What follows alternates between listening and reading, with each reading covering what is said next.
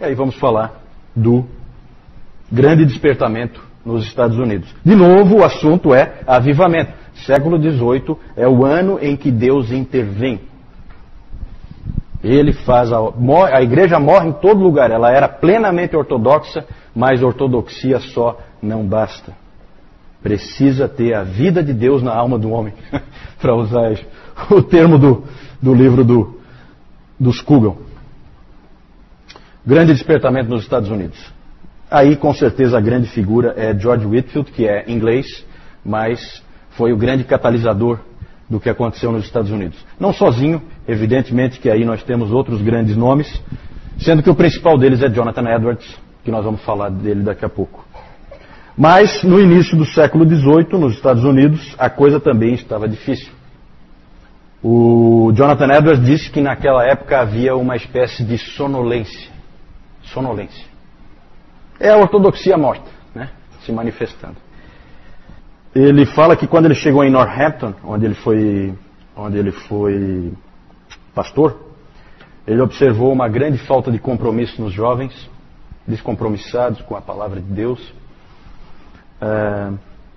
totalmente apáticos em relação a todas as coisas de Deus. O nível da igreja, vocês podem imaginar como era, por meio desse Halfway Covenant, aliança do meio caminho.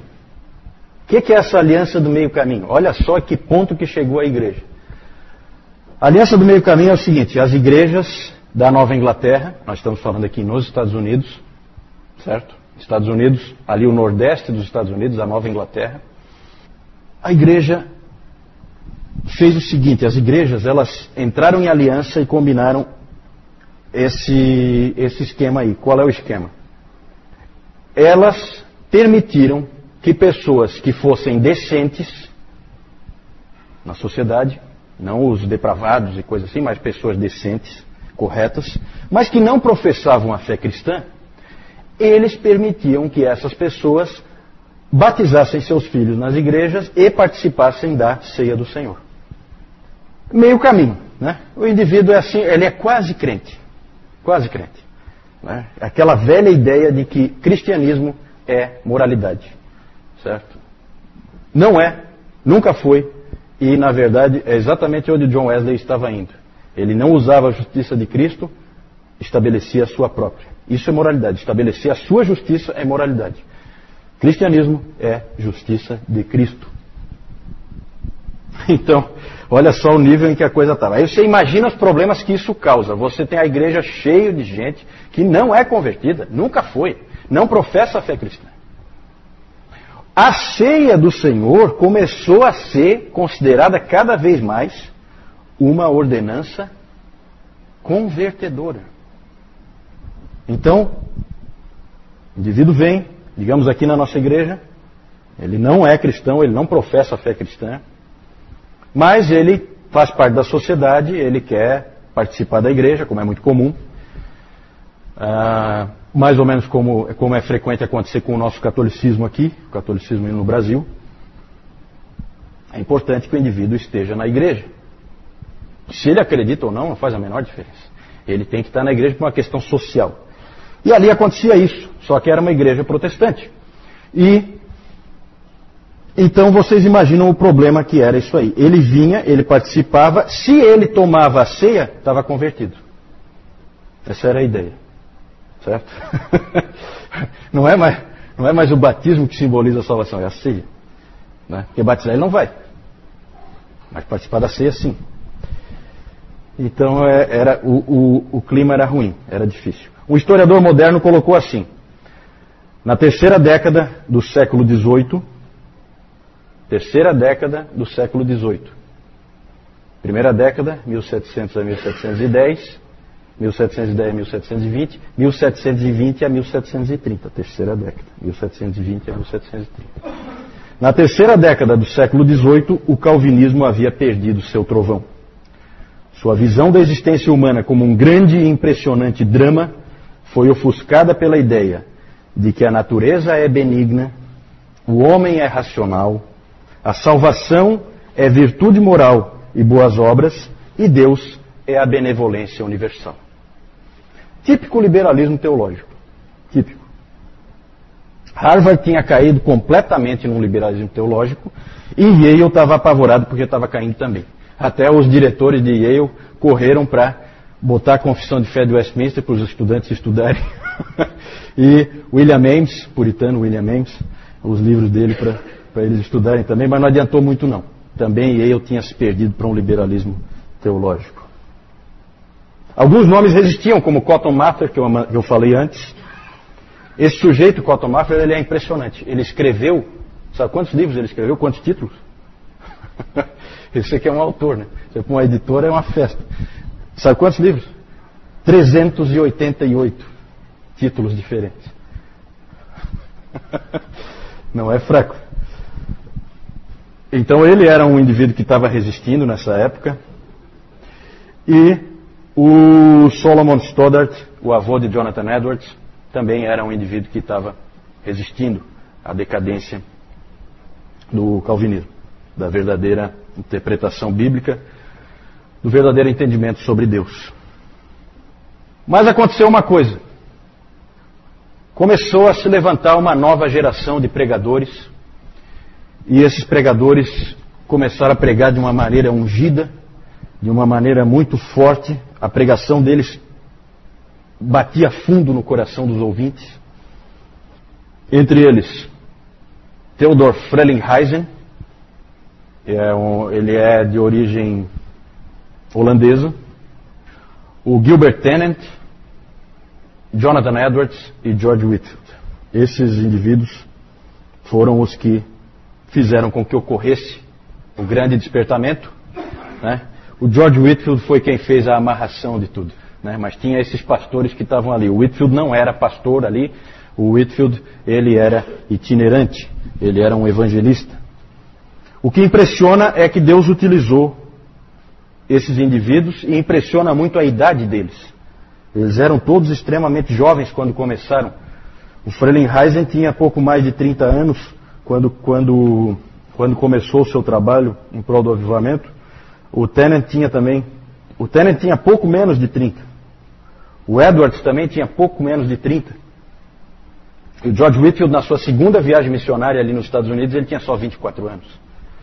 Então esses indivíduos, realmente Deus usou indivíduos muito jovens, impressiona isso, para fazer a obra. George Whitefield, vamos falar um pouquinho dele. Fiquei muito contente que a editora Pes traduziu um livro que eu há muito tempo queria, porque muita gente fala desse livro, e eles traduziram George Whitefield, do Arnold Dallimore. Eu já tinha lido uma biografia do Dallimore, que era a biografia do Spurgeon, que eu acho que não tem traduzida, e esse aqui agora já tem traduzido, George Whitefield, não li ainda, mas vale a pena conhecer melhor esse grande homem de Deus, grande evangelista. Whitefield vivia para pregar o evangelho, era isso que ele fazia. Ele atravessou, gente, olha só, esse cara é impressionante, ele atravessou o Oceano Atlântico 13 vezes. 13 vezes naquela época. Aí você fica pensando, não, tudo bem, grande coisa. Isso dá, tempo que ele ficou no navio, 732 dias da vida dele. 2 anos da vida ele passou dentro de navios. Certo?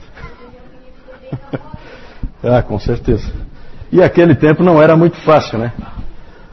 Aquele tempo ali não era como hoje. Gente, não tem como... O professor Calhoun, ele fala que o primeiro superstar dos Estados Unidos não foi um atleta de futebol americano, nem de basquete, nem de beisebol, não foi um ator de Hollywood, não foi um cantor famoso. O primeiro superstar dos Estados Unidos foi um pregador, George Whitefield, um pregador inglês. Impressionante as histórias, de onde vinha gente de carroça, de cavalo, os caras andavam quilômetros e quilômetros para poderem ouvir George Whitefield pregando. Ele é conhecido como o dramaturgo divino. Quando você vê algumas coisas que ele fazia nas pregações dele, você vê, é impressionante. Ele tem histórias assim que são fantásticas. Tem histórias em que ele vai contando a história de uns cegos andando no precipício, e ele conta de uma maneira que o indivíduo levantou no meio e se apavorou, queria segurar o sujeito que estava caindo. Tal a vivacidade das narrativas dele. Às vezes ele pregava dizendo assim, ó, eu tenho um anjo saindo daqui, ele está voltando para o céu. Será que ele vai voltar sem nenhuma alma ganha para o Evangelho? É assim que ele fazia. Às vezes, isso vinha na hora, as ideias dele. Por isso que ele é o dramaturgo divino, porque ele criava essas imagens assim, que alcançavam o povo. E aí ele fazia, olhava para o céu e fazia, volta Gabriel, volta! Tem uma alma aqui, querendo que tu leves a mensagem de que ela se entregou para o Senhor Jesus Cristo e nasceu de novo. Nascer de novo é a grande mensagem. Nascer de novo é a grande mensagem de George Whitefield. Novo nascimento. Foi isso que Deus disse para ele quando ele leu o livro do Scougal. E era isso que ele pregava. Isso é novo. Isso é novo. Né? Daqui a pouco eu vou falar um pouco mais sobre essa questão aí do novo nascimento. O próprio filósofo David Hume, empirista, totalmente descrente, né? Ele foi visto uma vez se esgueirando no meio da multidão para ouvir George Whitefield. Aí alguém estranhou aquilo, né? Poxa, um indivíduo totalmente ateu, iluminista, né? Como é que vai ouvir um pregador do Evangelho? E aí a pessoa estranhou, essa pessoa estranhou e perguntou para ele, você não crê no que ele está pregando, crê? Aí o David Hume respondeu assim, eu não, mas ele crê. Então ele queria ouvir um indivíduo que realmente conhece a verdade. Ele morreu em Massachusetts em 1770. Morreu nos Estados Unidos. Por isso que não deu 14, deu 13 viagens. Né? Teve uma que foi só de ida. Lembre-se sempre que ele é inglês. O impacto de George Whitefield é gigantesco. Conversões. Novo nascimento era a ênfase dele. A mensagem evangélica passou a ser, você precisa nascer de novo. A mensagem de João 3. E ele pregava isso num contexto calvinista, toda a doutrina dele é calvinista. E o interessante é que, com isso, formou-se um novo conceito. O evangelicalismo. O evangelicalismo. O que é isso? É assim, não é mais... O mais importante não é mais eu ser membro da igreja X ou Y, mas é eu ter nascido de novo, independente da igreja onde eu estou. E o meu irmão é o indivíduo que nasceu de novo, não necessariamente o indivíduo que senta do meu lado, na igreja. Eu sei que aquele indivíduo que nasceu de novo, esse é meu irmão. Mesmo que eu seja um batista e ele seja um presbiteriano, ou ele seja um metodista e eu seja um anglicano, isso não importa. Essas barreiras foram muito derrubadas por George Whitefield. Tem até uma história, uma famosa história de uma pregação que o Whitefield fez, em que ele perguntava assim, é o dramaturgo divino, tá? Ele perguntava assim, olhava para o céu, Pai Abraão, quem está aí contigo no céu? Algum episcopal por aí? Resposta, não, nenhum episcopal. Haveria algum presbiteriano? Nenhum presbiteriano. Então talvez poderia haver aí algum independente ou dissidente? Não temos destes aqui também. Algum metodista então? E o Whitefield se considerava metodista. Né? Não. Então quem você tem aí com você? Aí o pai Abraão respondeu, nós não conhecemos esses nomes aqui. Todos que estão aqui são cristãos, crentes em Cristo, homens e mulheres que foram purificados pelo sangue do Cordeiro. Aí o Whitefield parou, olhou para baixo de novo e falou assim, é mesmo? É assim? Então que Deus nos ajude. Deus nos ajude a esquecer todos esses nomes de partidos e a sermos cristãos de fato e de verdade. Esse é o impacto. Esse é o evangelicalismo. Certo? Nada de partidos. Nascer de novo. É isso que precisa. Só que isso parece que isso aí seria uma coisa que uniria os cristãos, né? O problema é que não une porque justamente você tem as igrejas cheias de pessoas que não nasceram de novo, certo? E na verdade então toda a pregação de Whitefield e o avivamento, o grande despertamento nos Estados Unidos, provocou divisão em praticamente todas as denominações. Entre as novas luzes e as velhas luzes, assim que se chamava, né?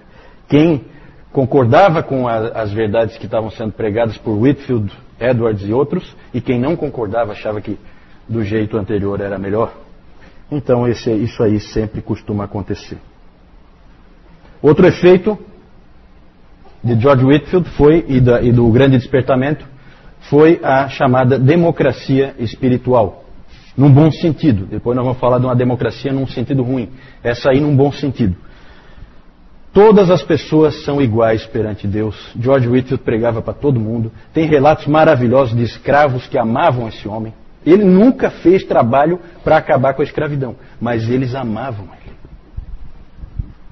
Os escravos diziam que entendiam ele, entendiam a pregação dele, entendiam a mensagem. Ele pregava para todas as pessoas, para ele não tinha distinção. Todas as pessoas eram iguais para ele. Então, isso é que é a democracia espiritual. Não foi sempre assim. Um escravo, para muita gente nas igrejas, era considerado subgente. E não precisava de conversão, não precisava de nada disso.